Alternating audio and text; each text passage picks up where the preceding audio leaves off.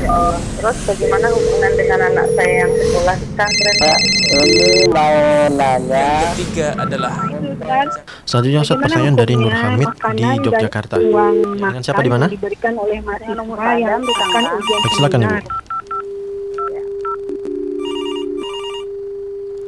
Bismillah, Assalamualaikum warahmatullahi wabarakatuh.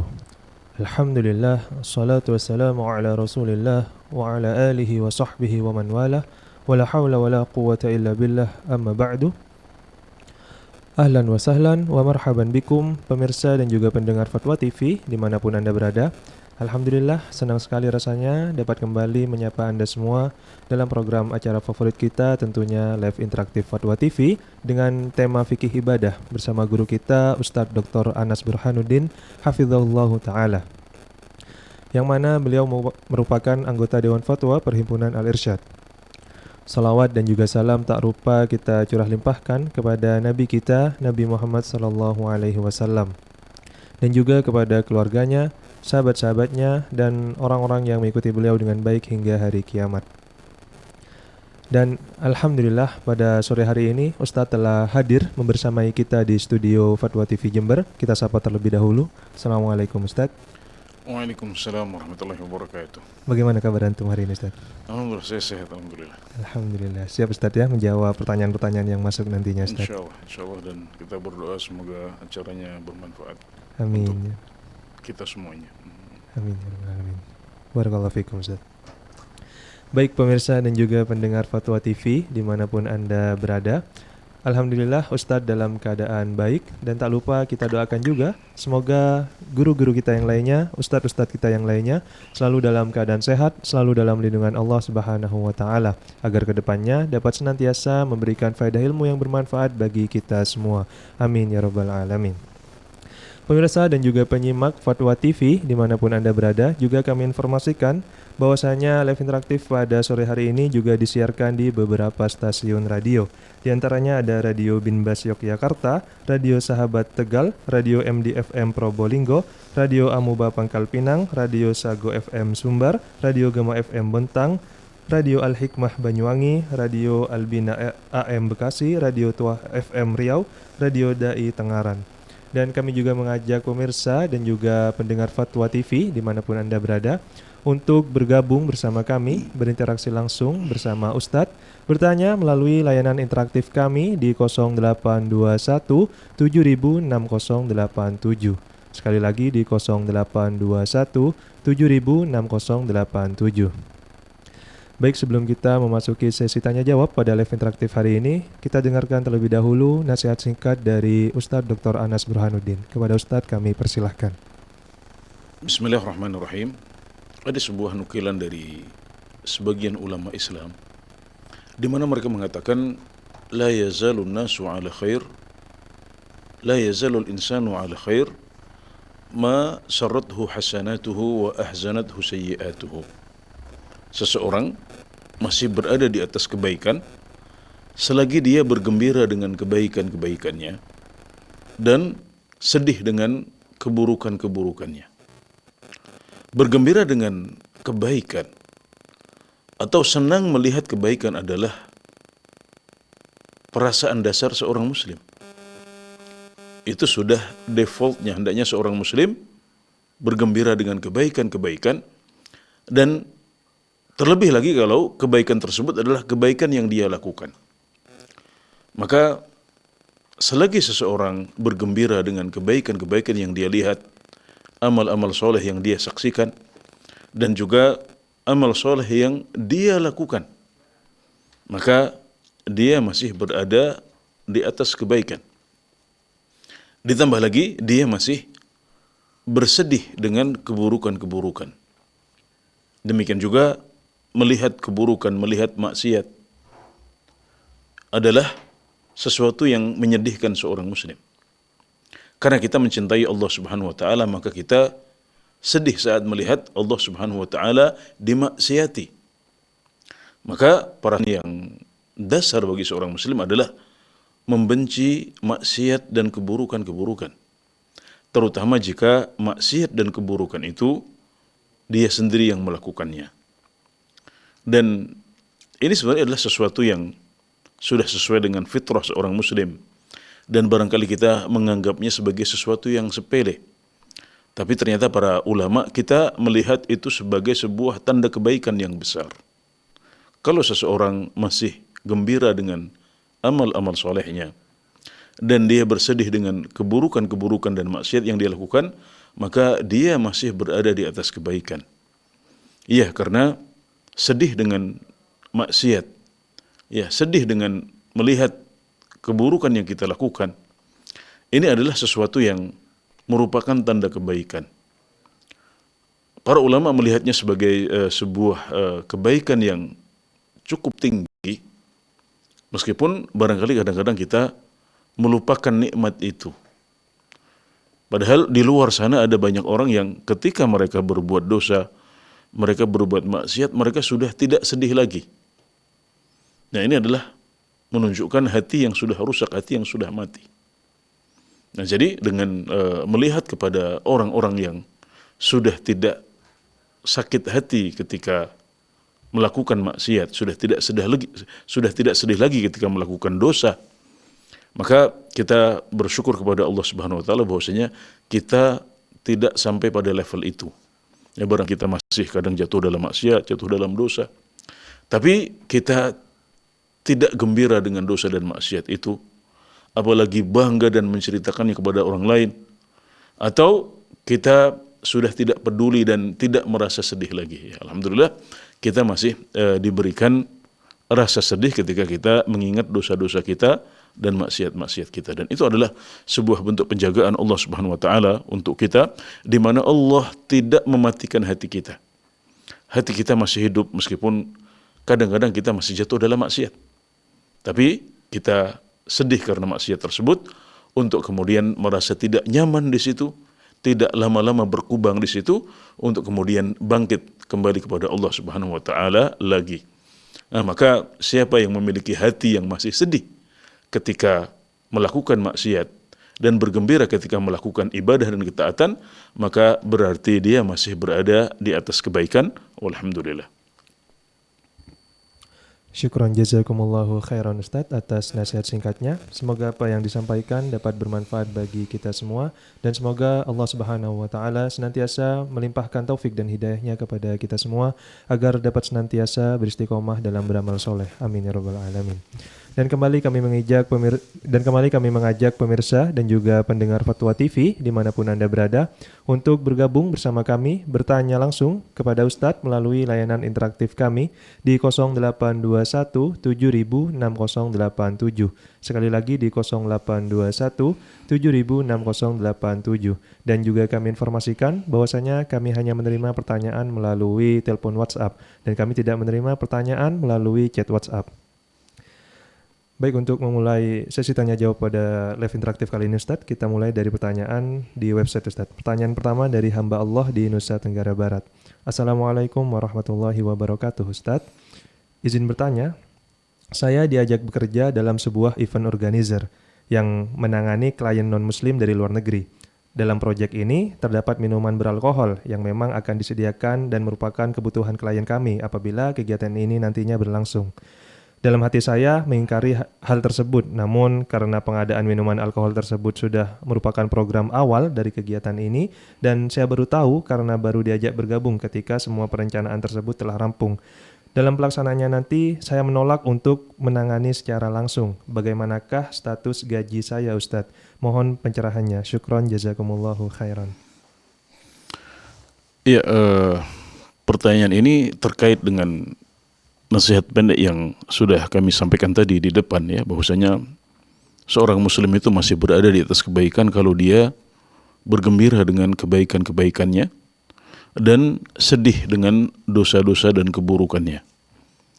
Ketika seorang muslim melihat maksiat dan dosa, maka hendaknya dia bersedih dan mengingkari paling tidak dengan hatinya dahulu. Ini adalah adhaful iman, ya. Selemah-lemah iman adalah membenci keburukan dan maksiat, kemudian mengingkarinya dengan hati. Nabi Muhammad SAW mengatakan dalam sebuah hadis sahih, walakin man radhiya wa taba. Yang berdosa adalah yang ridha dan mengikuti. Ini menunjukkan bahwasanya adhaful iman yang dimaksudkan oleh Nabi Muhammad SAW untuk mereka yang tidak bisa mengingkari kecuali dengan hatinya adalah posisi terakhir di mana seseorang tidak berdosa. Ya, jadi kalau dia masih mengingkari dan membenci perbuatan itu, sementara dia tidak bisa mengubahnya dengan tangan atau mengubahnya dengan lisan, maka dia masih dalam level iman, meskipun itu adalah iman yang paling lemah. Tapi dia tidak sampai berdosa di situ. Siapa yang berdosa? Yang berdosa adalah man radhiya wa taba, orang yang ridha dan mengikuti. Maka terkait dengan pertanyaan yang disampaikan, ya, kalau EO tersebut ya, dominan ya, melayani klien-klien yang disebutkan tadi apa, melayani khamr ya, menyediakan khamr untuk kliennya, ya seperti itu pertanyaannya. Ya, benar Ustaz. Ya, kalau itu merupakan sebuah layanan yang dominan, ya, artinya kliennya sebagian besar seperti itu. Misalnya event organizer yang memang spesialis untuk ekspatriat, yang kalau melakukan event selalu ada khamr di situ. Atau event organizer di pulau-pulau wisata yang memang sebagian besar layanannya seperti itu. Ya. Maka berarti itu akan menjadi sebuah pelayanan yang terus terulang. Dan dia akan menjadi layanan yang dominan pada event organizer seperti itu. Nah, jika kondisinya demikian, maka kita tidak boleh bertahan di tempat kerja seperti itu dan tidak boleh bekerja di event organizer yang seperti itu, kecuali jika dalam keadaan darurat, ya, tidak ada pekerjaan yang lain dan kita tidak bisa makan kecuali dari situ. Nah, jadi kalau Anda ya tidak dalam keadaan darurat, maka Anda harus resign ya dari tempat kerja seperti itu, dan juga tidak boleh bekerja di sana. Kenapa? Karena al-hukmu lil ghalib. Ya, hukum itu diberikan kepada kondisi yang dominan.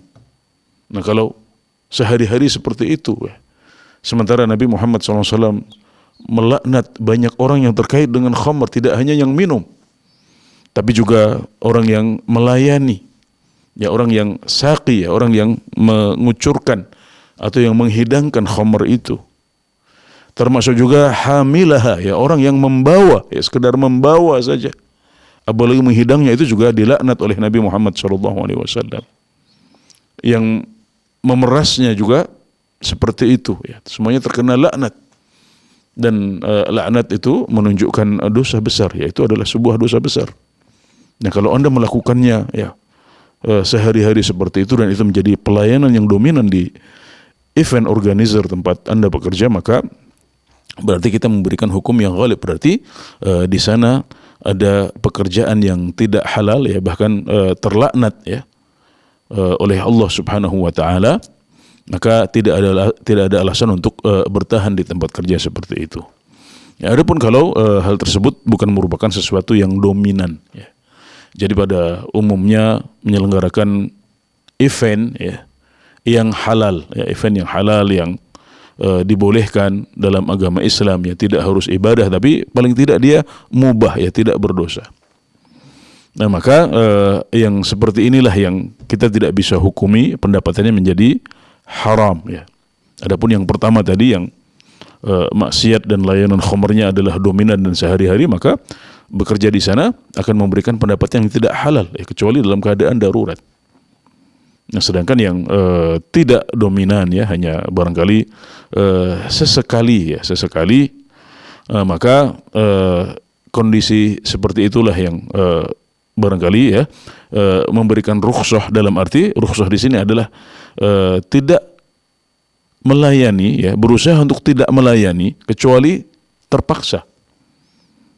Nah, karena bisa jadi kondisi seperti itu sulit dihindari, ya, dan hanya jarang-jarang sekali terjadi. Maka jika seperti itu, ya, maka boleh, ya, bagi karyawan ini atau saudara penanya ini, ya, untuk tetap misalnya menjalankan tugas dari perusahaannya untuk kemudian berusaha melaksanakan job atau pekerjaan yang tidak melanggar.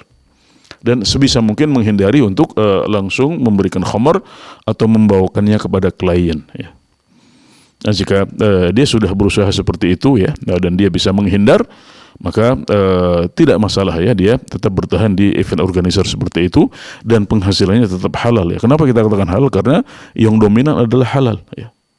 Yang haram tadi hanya sesekali dua kali dan dia sudah berusaha untuk menghindarinya. Ya, demikian, semoga bisa dipahami dengan baik oleh saudara penanya. Wallahu taala a'lam.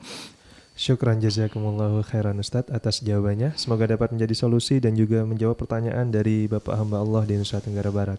Baik, kali ini kita beralih kepada penanya berikutnya, Ibu Krisnawati di Bekasi. Assalamualaikum Fatwa TV. Wabarakatuh. Waalaikumsalam. Ya. Baik Ibu, pertanyaan. Assalamualaikum warahmatullahi wabarakatuh. Waalaikumsalam. Waalaikumsalam warahmatullahi wabarakatuh.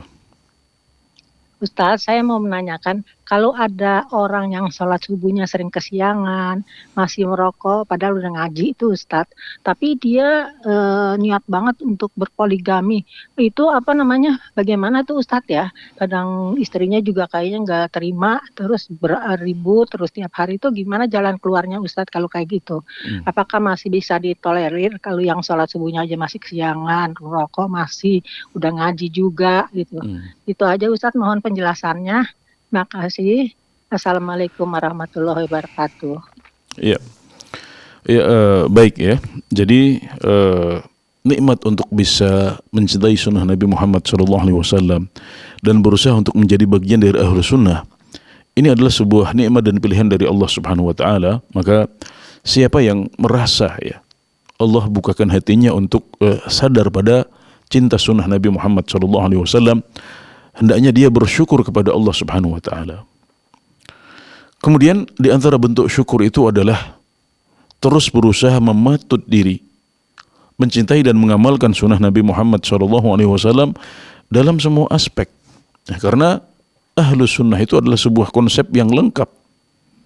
Tidak hanya dalam hal akidah saja, tidak hanya dalam masalah pakaian saja, tapi juga mencakup aspek muamalat, ya, aspek bergaul dengan keluarga, yang memperlakukan keluarga, aspek bagaimana kita bermuamalah dengan orang lain, ya, tentang hutang-hutang mereka dan lain sebagainya.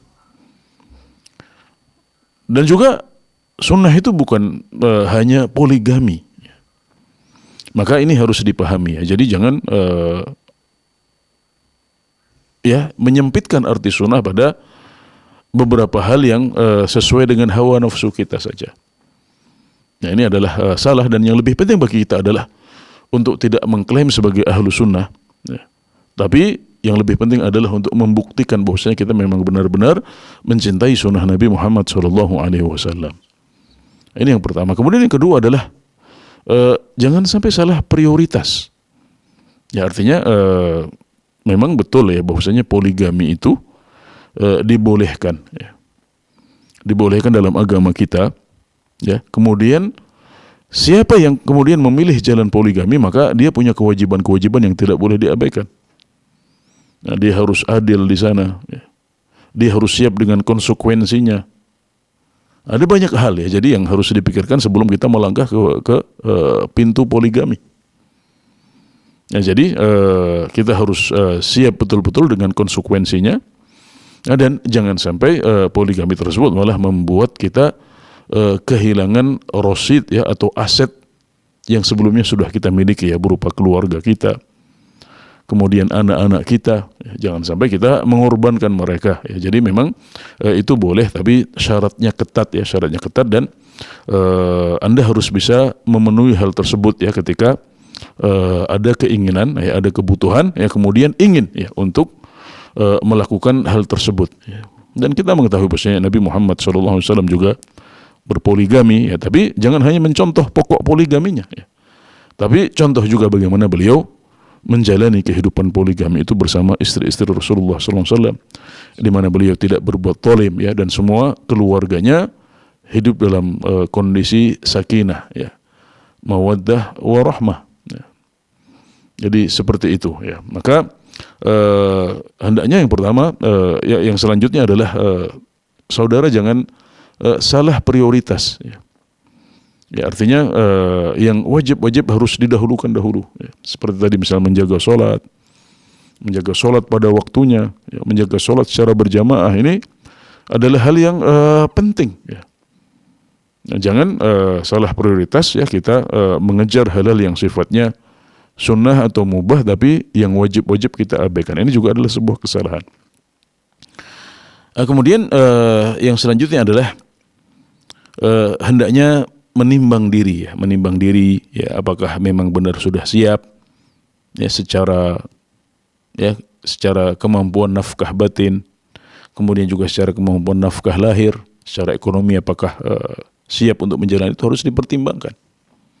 Dan tidak gegabah ya kemudian serampangan seperti yang dilakukan oleh sebagian orang, kemudian akhirnya keluarganya berantakan ya, keluarga lamanya berantakan, keluarga baru juga berantakan karena dia tidak siap. Nah, tapi kapan dia sudah siap, dia sudah memenuhi ya syarat-syaratnya, ya maka itu adalah sesuatu yang dibolehkan ya oleh agama kita. Kemudian hendaknya dia bertakwa kepada Allah Subhanahu wa taala, dan kalau dia siap, insya Allah suara-suara sumbang ini tidak akan keras terdengar ya. Istrinya akan lebih mudah menerima ya, istrinya akan mengizinkan karena dia merasa aman ya, dia nafkahnya sudah aman. Selama ini nafkahnya sudah dijalankan ya, dia tidak perlu khawatir. Tapi ketika kita belum bisa memenuhi hak ya keluarga yang pertama, artinya istri kita masih belum kita penuhi ya, ekonomi kita masih kuat ya, masih lemah ya, masih belum bisa memenuhi hak-hak istri dan anak kita ya, maka tentunya melangkah kepada membangun ya, rumah yang kedua atau poligami adalah sesuatu yang gegabah dan salah perhitungan ya. Jadi seperti itu ya, semoga bisa dipahami dengan baik. Syukran jazakumullahu khairan Ustadz atas jawabannya. Semoga dapat menjadi solusi dan juga menjawab pertanyaan dari Ibu Krisnawati di Bekasi. Baik, kali ini kita beralih kepada penanya berikutnya, Bapak Hamba Allah di Jakarta Barat. Assalamualaikum Fatwa TV. Waalaikumsalam warahmatullahi wabarakatuh. Baik Bapak, pertanyaannya. Assalamualaikum Ustaz, izin bertanya Ustaz. Waalaikumsalam warahmatullahi wabarakatuh. Saya ada punya saudara Ustaz. Orang tuanya ini, bapaknya ini udah usia 78 tahun. Nah, jadi orang tuanya ini sulit untuk diarahkan, bahkan untuk 1 tahun ini untuk diajak bicara juga udah susah gitu Ustaz. Nah, jadi saudara saya ini ingin membawa bapaknya ini kepada orang, boleh dikatakan kepada ustadz ataupun orang pintar, mungkin seperti itu. Nah, lalu saya menyampaikan yang mau saya tanyakan, saya sampaikan kepada saudara saya bahwa saya menyarankan sebaiknya dampingin, doain yang terbaik, bukan kita pergi kepada orang yang pintar, apalagi minta doa yang sebaik itu kita mendampingin. Atau mungkin di waktu mudanya mungkin ada pergi memasang-masang ajimat mungkin di dalam tubuhnya untuk dikeluarkan. Nah, apakah saya menyampaikan ke saudara saya itu untuk tidak pergi ke orang pintar itu tepat nggak Ustadz, ataupun sehatkan nggak Ustadz? Itu aja Ustadz. Jawabannya, makasih banyak. Wassalamualaikum warahmatullahi wabarakatuh. Waalaikumsalam. Nah, ini Bapak, halo? Iya Pak, ya Ustaz. Orang tuanya masih sadar, masih belum pikun. Ya. Kalau orang tuanya ini ngomong ini, bicara ini udah nggak nyambung Ustaz. Jadi kalau kita diajak ngobrol ini, dia agak sering nangis. Kadang ditanya, diajak sholat, dia lebih banyak meneteskan air mata gitu. Jadi diajak ngomong bisa, tapi jawaban dari Bapak ini tidak ada jawaban. Yang ada mungkin hanya gesturnya dan hanya air mata aja gitu yang keluar. Jadi diajaknya ke orang pintar dalam tanda petik tadi itu untuk mengeluarkan jimat yang dia pakai waktu masih muda. Nah, jadi saudara saya ini nanya ke saya, ingin membawa ke orang pintar tersebut. Saya menyarankan jangan. Kenapa? saya sarankan jangan bawa ke sana, sebaiknya kita doain, arahin Oke, terus, atau arahin perlahan-lahan, tentu dengan yang sabar. Oke, baik. Nah, kita Pak Ustaz, kita kan tidak tahu apakah waktu mudanya pernah memasang apa enggak. Yang terbaik itu kita adalah bersabar gitu, Ustaz. Hanya itu yang jadi saya belum sampaikan ke saudara. ada kepastian bahwasanya dia pernah memasang jimat atau yang semacamnya pada waktu muda ya. Hanya Nah, tidak ada kemungkinan saja ya berarti ya. kemungkinan saja, Ustaz. Oke, ya. Ya, baik. Ya, baik, orang tua ya itu ketika semakin menua ya dia seperti kembali kepada kondisi waktu dia kecil dahulu. Ya, itu adalah kondisi ardhalul umur ya. Seburuk-buruk atau sehina-hinanya umur. Yang disebutkan dalam hadis-hadis Nabi Muhammad SAW di mana beliau meminta perlindungan kepada Allah untuk dikembalikan kepada umur yang paling hina. Jadi Nabi Muhammad SAW berlindung kepada Allah untuk meninggal dalam keadaan pikun atau tua renta.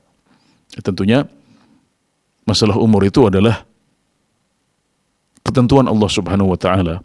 Tapi pilihan Nabi Muhammad SAW adalah beliau ingin diwafatkan oleh Allah Subhanahu Wa Taala dalam keadaan tidak merepotkan keluarga beliau.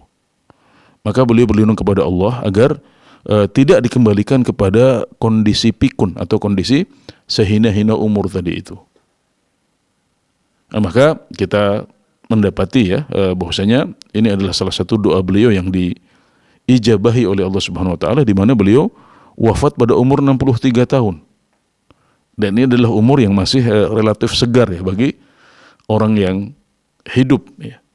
63 tahun itu masih lumayan segar ya. Terutama mereka yang di desa-desa ya dengan kegiatan yang banyak ya, kegiatan fisik yang banyak dan juga makanan yang masih terjaga. Itu biasanya umur segitu masih cukup segar dan tidak merepotkan keluarga atau anak-anaknya. Nah, itulah yang menjadi pilihan Nabi Muhammad SAW.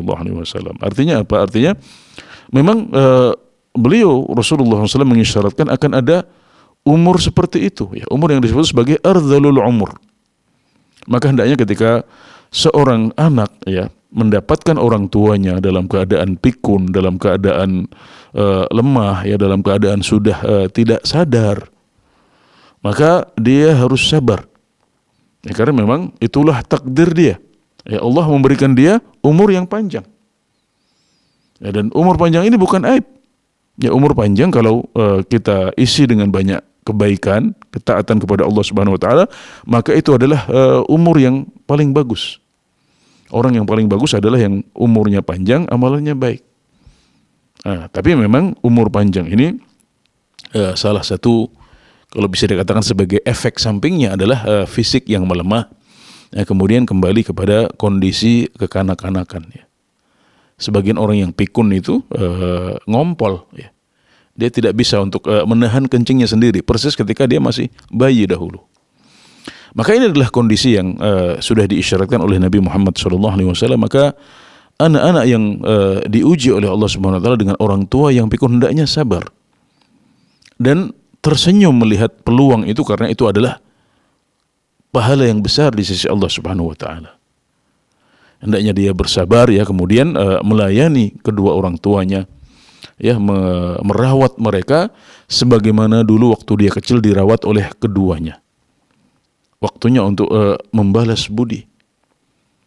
Ya, maka hendaknya itu dijadikan sebagai peluang pahala, dan berbagai permasalahan tadi ya, masalah-masalah yang memberatkan dia, merepotkan dia, itu adalah semuanya berpeluang pahala besar di sisi Allah Subhanahu Wa Taala. Maka saya katakan ihtasib ya.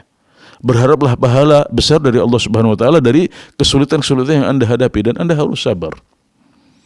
Ya, kemudian juga membimbing mereka ya dalam ibadah mereka, dan selagi mereka masih sadar maka mereka masih punya kewajiban untuk melaksanakan sholat dan ibadah-ibadah yang lain. Ya, Anda membimbingnya, ya Anda mungkin membantunya wudu dan lain sebagainya. Ya, sabar, semuanya itu berpahala di sisi Allah Subhanahu Wa Taala, dan Kalau ya beliau ya sudah mulai banyak lupa, ya, ketika sholat sudah tidak ingat lagi, ya, rakaat kedua, rakaat ketiga, ketika membaca Al-Fatihah sudah tidak bisa menyelesaikannya atau kecampur-campur, nah itu adalah kondisi yang disebutkan oleh para fuqaha kita, para ulama kita, bahwasanya itu sudah kondisi tidak wajib untuk sholat lagi. Jadi sudah berarti ada satu hal yang berat menjadi berkurang dari kita. Kalau kondisinya seperti itu, mereka sudah tidak wajib untuk sholat lagi, ya, maka itu berarti sudah menjadi lebih ringan. Kemudian terkait dengan pergi kepada orang pintar, ya ini kita harus lihat dulu, benar gak dia adalah orang pintar? Atau jangan-jangan dia adalah dukun, ya, atau paranormal yang kita dalam Islam dilarang untuk percaya dan mendatangi orang-orang yang seperti itu. Kalau memang yang didatangi adalah seorang alim ulama yang bisa memberikan nasihat dan pengarahan untuk si orang tua dan si anak, atau seperti yang disinggung tadi mungkin bisa mendoakan, nggak masalah kita meminta doa, ya, meminta doa agar diberikan umur yang panjang, meminta doa ya agar disembuhkan dari penyakitnya, atau meminta doa agar husnul khotimah, itu boleh, tidak ada masalah.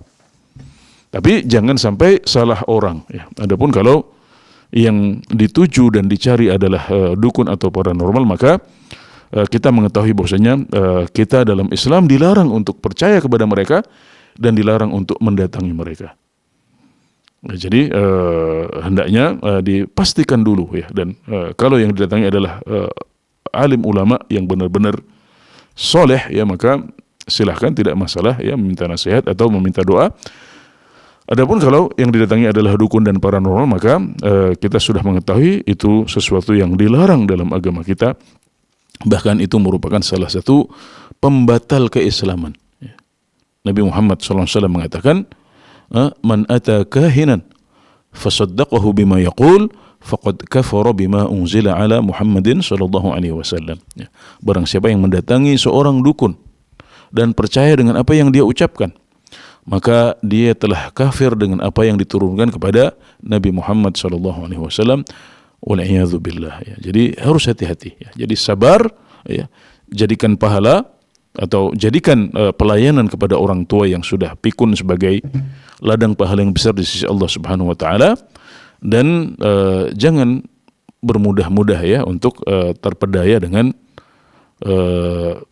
tipu daya, ya, para dukun dan paranormal yang mereka juga terus, ya, mengiklankan diri mereka dan menggait orang-orang yang tidak paham dengan dasar-dasar agama Islam. Baik, semoga bisa dipahami dengan baik. Syukran jazakumullahu khairan Ustadz atas jawabannya. Semoga dapat menjadi solusi dan juga menjawab pertanyaan dari Bapak hamba Allah di Jawa Barat. Baik, kali ini kita beralih kepada penanya berikutnya, Bapak Hasan di Banten. Assalamualaikum Fatwa TV. Waalaikumsalam warahmatullahi wabarakatuh. Baik Bapak, pertanyaan. Assalamualaikum Pak Ustaz. Waalaikumsalam warahmatullahi wabarakatuh. Saya mau tanya Pak Ustaz, masalah mahram.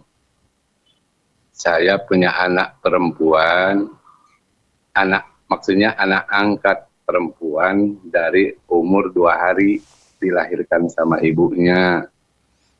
Terus enggak disusui sama istri saya pakai susu formula. Bagaimana itu? Saya mahram apa bukan ke anak saya itu? Iya. Jadi tidak disusui langsung, Pak, ya? Cuma dikasih susu formula, tidak. Ya. Iya, sama ibu kandungnya enggak dikasih lagi, ya? Enggak disusui gitu, langsung ditinggal gitu saja sama ibunya. Oke, baik. Ya, makasih. Assalamualaikum. Assalamualaikum. Ya, jadi apa yang dilakukan oleh Bapak bersama keluarga, ya, berupa mengasuh, ya, anak ini dari bayi, ya, dan sampai sekarang sudah dewasa, itu adalah sebuah amal soleh yang berpahala besar di sisi Allah Subhanahu wa taala, dan kami mendoakan semoga amal tersebut menjadi amalan yang mabrur dan diterima oleh Allah Subhanahu wa taala. Kemudian terkait dengan persusuan yang mengharamkan, artinya persusuan yang menjadikan seorang anak angkat atau anak susu, ya, menjadi mahram, dan tidak boleh dinikahi adalah persusuan yang dilakukan pada usia anak-anak ya, di bawah 2 tahun ya. Di bawah usia 2 tahun, kemudian persusuan tersebut dilakukan sebanyak 5 kali paling tidak. Ada 5 kali ini maksudnya bukan 5 teguk ya, tapi 5 sesi ya. 5 kali menyusu sampai kenyang. Jadi di sesi yang pertama ya, atau di persusuan yang pertama ya, si anak minum langsung ya kepada istri bapak misalnya ya, sampai dia kenyang kemudian dia lepas, itu berarti dihitung satu sesi. Kemudian kedua kali seperti itu juga ya, sampai kenyang selesai, kemudian 5 kali. Maka jika pernah terjadi persusuan seperti itu ya, maka berarti anak tersebut statusnya menjadi anak susu ya, anak sepersusuan untuk bapak, sebagaimana dia menjadi anak sepersusuan untuk istri bapak ya, maka dia juga menjadi anak bapak ya, anak susu ya. Dan Nabi Muhammad SAW mengatakan yahrumu minar radha' ma yahrumu minan nasab, menjadi mahram ya karena sebab persusuan siapa yang menjadi mahram karena sebab nasab ya. Jadi kalau anak bapak ya, anak kandung bapak itu statusnya adalah anak ya dari sisi nasab ya, maka anak ini ya, anak yang Anda rawat ini kemudian disusui oleh istri Anda, itu menjadi anak persusuan. Nah, jadi syaratnya tadi itu 2 tadi itu ya, paling tidak 5 kali ya, kemudian terjadi pada usia sebelum 2 tahun ya. Nah, tadi disebutkan dalam pertanyaan bahwasanya tidak terjadi persusuan ya. Maka sekedar memberikan susu formula, maka ini tidak mengubah status ya. Maka dia tetap berstatus sebagai orang yang ajnabiyah ya, orang yang asing untuk bapak. Maka ketika dia sudah dewasa ya, maka berarti berlaku hukum-hukum yang berlaku dalam Islam ya, seperti dia harus menutup auratnya ya dari pandangan bapak ya, dia tidak boleh bersalaman dengan bapak ya, dan lain sebagainya ya. Jadi dia tidak menjadi anak sepersusuan untuk bapak karena tidak terjadi persusuan langsung ya dari susu istri Anda, dan yang terjadi adalah minum dari susu formula ya. Jadi masalahnya gamblang ya, tapi saya mencoba untuk mengupas ya, untuk menjelaskan persusuan seperti apa yang membuat status anak tersebut berubah menjadi anak susu ya, atau anak sepersusuan ya. Baik, semoga bisa dipahami dengan baik oleh bapak penanya. Syukran jazakumullahu khairan Ustadz atas jawabannya. Semoga dapat menjadi solusi dan juga menjawab pertanyaan dari Bapak Hasan di Banten. Baik, berikutnya kita beralih kepada penanya berikutnya, Ibu hamba Allah di Banjarnegara. Assalamualaikum Fatwa TV. Waalaikumsalam. Assalamualaikum Ustaz. Waalaikumsalam warahmatullahi wabarakatuh. Ustaz, izin bertanya, bagaimana hukum seorang suami yang tidak memiliki waktu untuk mengajarkan agama kepada istrinya, misalnya seperti istrinya ingin belajar bahasa Arab atau membahas sebuah kitab, sedang dia adalah pengajar di sebuah ma'had yang mengajarkan santri dan santriwati. Kadang istri merasa cemburu atau merasa sedih karena suami lebih memprioritaskan mengajar orang lain ketimbang keluarga sendiri. Setiap diajak berdiskusi, kata suami, mengajar santri itu bagian dari kewajiban, toh nanti uangnya untuk menafkahi keluarga. Apakah istri tidak boleh bergantung pada suami dalam hal menuntut ilmu? Apakah istri harus berusaha sendiri dalam mengembangkan diri dan mendidik anak, Ustaz? Jazakumullahu khairan, Ustaz. Assalamualaikum warahmatullahi wabarakatuh. Ya. Ya, perlu kita ketahui bahwasanya para suami ya punya kewajiban untuk menyelamatkan keluarganya dari api neraka. Sebagaimana firman Allah Subhanahu wa taala, ya ayyuhalladzina amanu qu anfusakum wa ahlikum nara. Wahai orang-orang yang beriman, lindungilah diri kalian dan juga lindungilah keluarga kalian dari api neraka. Jadi ayat ini menunjukkan kewajiban ya para suami dan para bapak untuk berdakwah di keluarga mereka. Tapi dakwah yang dimaksudnya adalah dakwah yang wajib. Dakwah yang wajib yaitu menegur mereka jika salah, Kemudian juga mengajarkan apa yang wajib diketahui oleh mereka jika mereka memang belum memiliki ilmu-ilmu Islam yang wajib. Karena perlu kita ketahui bahwasanya ilmu Islam itu tidak semuanya wajib. Ilmu agama Islam itu tidak semuanya wajib. Ada ilmu yang sifatnya fardu ain, ya, ada yang sifatnya fardu kifayah, ada yang sifatnya hanya sunnah saja. Nah, maka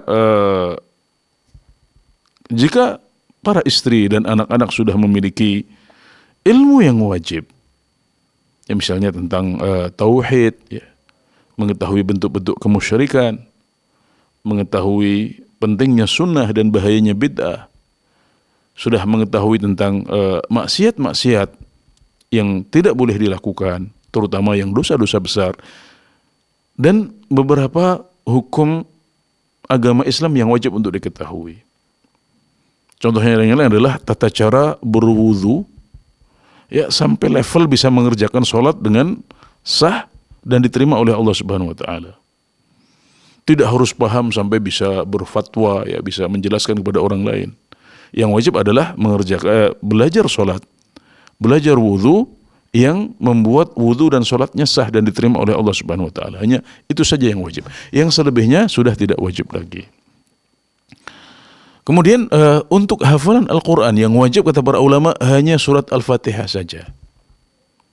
Maka tidak ada kewajiban bagi suami atau ayah, ya, untuk mengajarkan selain surat Al-Fatihah. Kecuali sebagai bentuk sunnah saja, bukan sebuah kewajiban.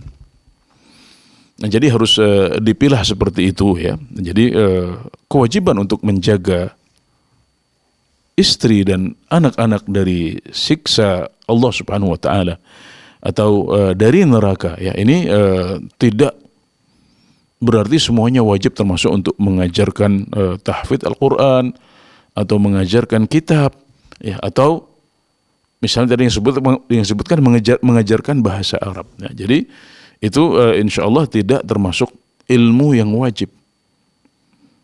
Nah, jadi kalau anak dan istri sudah memiliki ilmu tersebut, meskipun mereka mendapatnya ketika mereka dulu belajar di TPA, belajar di surau, ya, belajar di majelis ta'lim, maka para suami tidak punya kewajiban untuk mengajarkan lagi. Ya.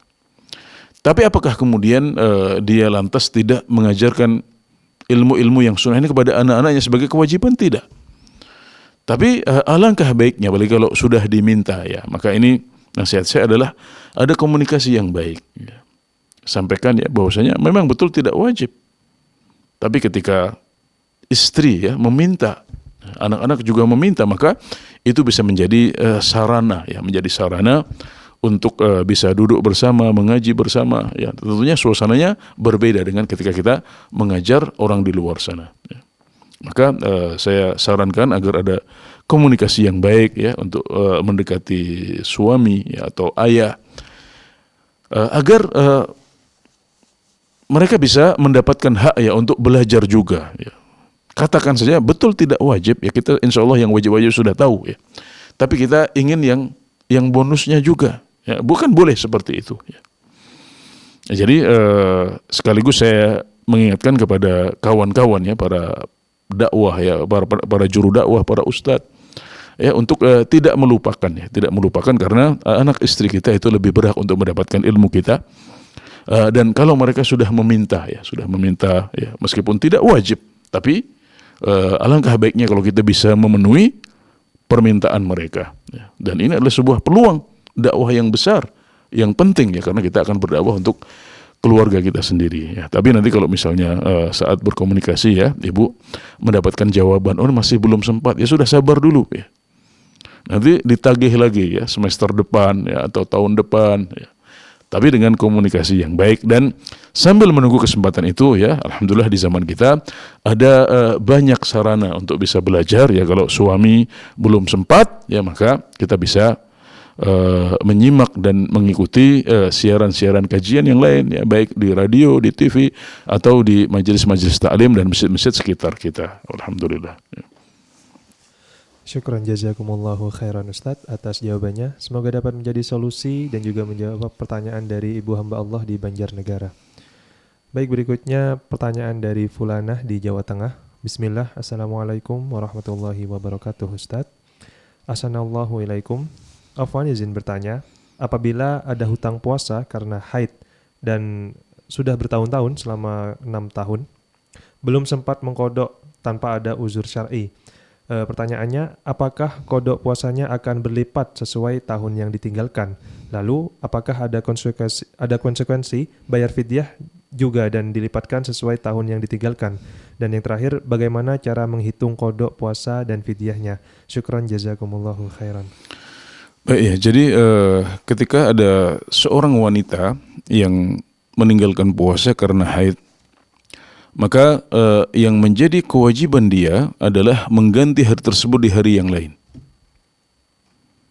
Jadi ini yang menjadi kewajibannya. Ya. Dan kewajiban ini tidak dilipat gandakan dengan ketika dia tidak mampu untuk mengerjakannya di bulan-bulan ya sebelum Ramadan berikutnya, ya, sehingga terutang lagi ya sampai beberapa tahun, maka utangnya tidak dilipat gandakan ya, tidak beranak ya atau tidak dilipat gandakan ya. Seperti konsep riba ya, tidak ada seperti itu dalam agama kita, walhamdulillah ya. Jadi tetap kalau utangnya 10 ya tetap 10. Kalau utangnya 20 ya tetap 20 ya, tidak ada pelipat gandaan utang puasa karena haid ini ya. Tapi yang ada adalah jika mereka belum mengqadha puasanya ya sampai Ramadan berikutnya tanpa uzur ya. Kalau ada uzur misalnya ada sakit ya atau hamil, menyusui dan lain sebagainya, maka ini tidak disebut ini adalah uzur ya. Berarti tidak ada konsekuensi apa-apa. Tapi kalau dia sudah mampu ya, tidak ada uzur, tidak ada sakit, tidak ada menyusui, tidak ada hamil, tapi dia masih belum mengqadha puasanya sampai Ramadan berikutnya. Nah, di sini ada yang namanya kafarah. Ya.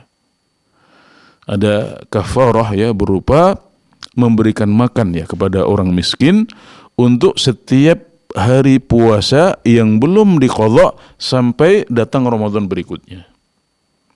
Nah, itu saja ya. Jadi tambahannya bukan pelipat gandaan puasa, tapi tambahannya adalah kafarah. Kafarahnya apa? Seperti fidyah. Jadi memberikan makan kepada orang miskin untuk setiap hari yang menjadi tanggungan kita dan belum bisa kita qadha sampai datangnya Ramadan berikutnya. Nah, hanya itu saja ya. Nanti dengan penjelasan seperti ini ya insyaallah ibu bisa menghitungnya sendiri dan mempraktekkannya pada kasus yang dihadapi. Demikian, semoga bisa dipahami dengan baik. Syukran jazakumullahu khairan Ustadz atas jawabannya. Semoga dapat menjadi solusi dan juga menjawab pertanyaan dari Fulanah di Jawa Tengah. Baik, kali ini kita beralih kepada penanya berikutnya, Bapak Soleh Haji di Depok. Assalamualaikum, Fatwa TV. Waalaikumsalam warahmatullahi wabarakatuh. Baik Bapak, pertanyaannya. Assalamualaikum warahmatullahi wabarakatuh, Ustaz. Waalaikumsalam warahmatullahi wabarakatuh. Ya Ustaz, apakah pelaksanaan sholat taubat yang 2 rakaat itu bisa digabung dengan sholat-sholat sunnah yang lainnya, Ustaz? Seperti sholat sunnah 2 rakaat qobliyah atau rawatib gitu, sunnah rawatib atau tahiyatul masjid atau duha begitu. Apakah bisa digabung, Ustaz, sholat taubat tersebut pada sholat-sholat yang disebutkan di atas? Syukron. Jazakumullahu khairan, barakallahu fikum. Assalamualaikum warahmatullahi wabarakatuh. Waalaikumsalam warahmatullahi wabarakatuh. Ya, sholat rawatib, kemudian sholat wudhu atau sholat tuhur ya, dan juga sholat taubat, termasuk juga digabungkan dengan tahiyatul masjid ya. Ini bisa digabungkan dalam satu niat. Kenapa? Karena sholat-sholat ini ya, sebagian besarnya tidak memiliki tujuan khusus ya, dalam arti dia bukan sebuah kewajiban yang memiliki maksud yang definitif. Artinya adalah ketika Nabi Muhammad SAW ya menganjurkan kita untuk melaksanakan tahiyatul masjid, itu yang penting adalah kita sholat 2 rakaat sebelum kita duduk. Itu intisarinya. Kemudian untuk sholat wudhu, ya, itu adalah yang penting kita sholat 2 rakaat setelah kita berwudhu. Untuk sholat taubat juga yang penting adalah kita sholat 2 rakaat setelah kita berbuat maksiat kepada Allah Subhanahu wa taala. Nah, 2 rakaat ini 2 rakaat apa? Nah, Nabi tidak menjelaskan secara detail. Harus misalnya sholat wudhu saja, atau harus tahiyatul masjid secara khusus, atau sholat taubat secara khusus. Ya.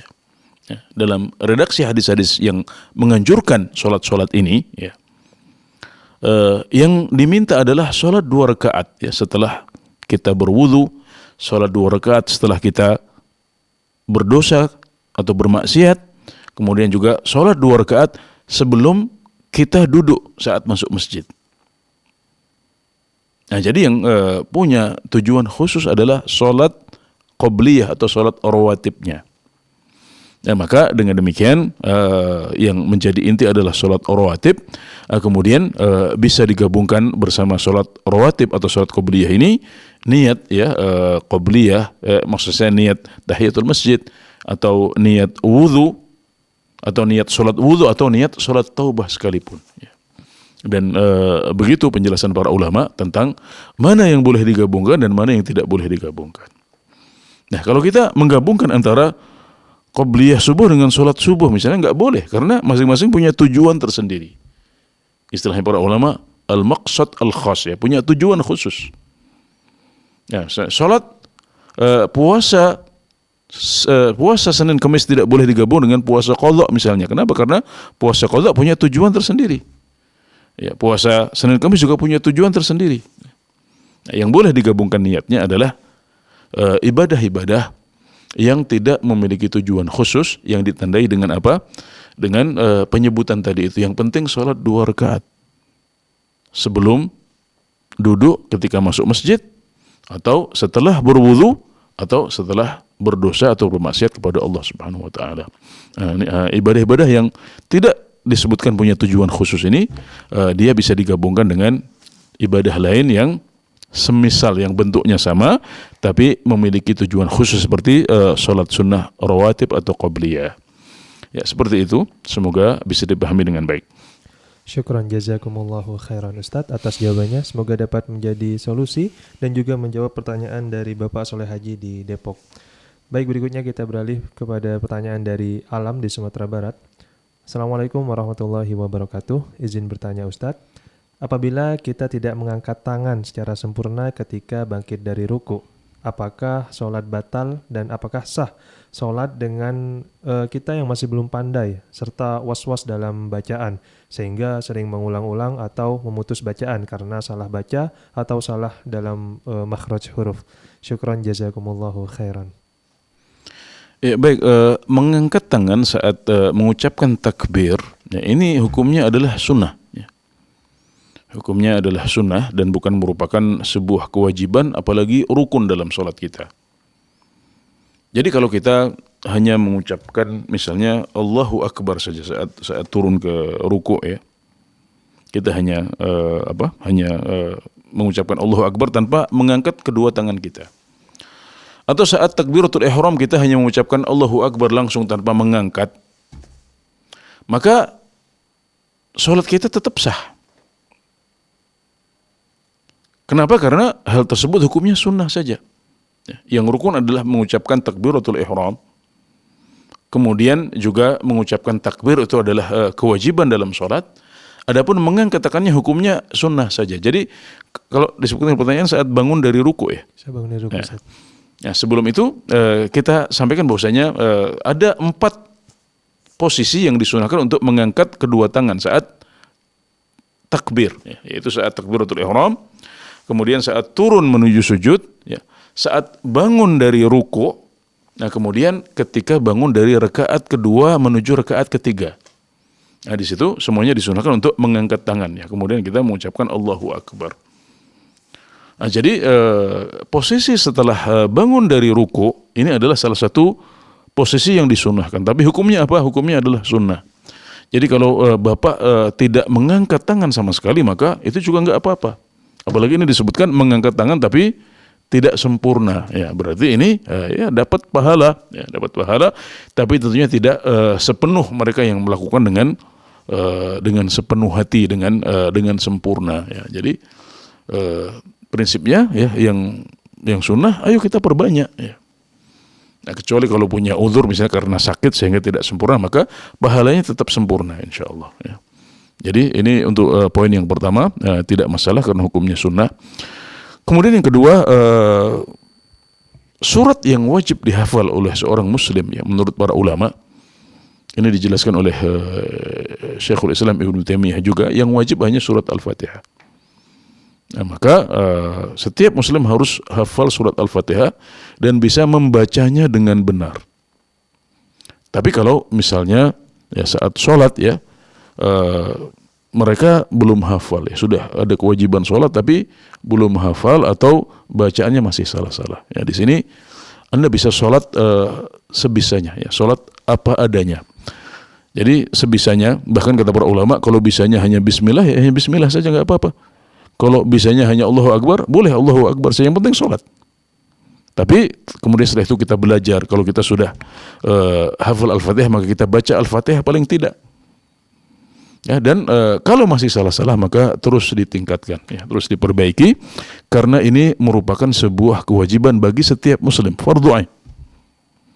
Ya, tapi misalnya kita sudah belajar tapi ternyata belum hafal, sudah belajar tapi belum lancar, masih ragu-ragu, maka kita jangan kemudian tidak sholat, ya. Jangan kemudian tidak sholat, harus tetap sholat, tapi sebisanya saja dan sholat kita sah. Kenapa?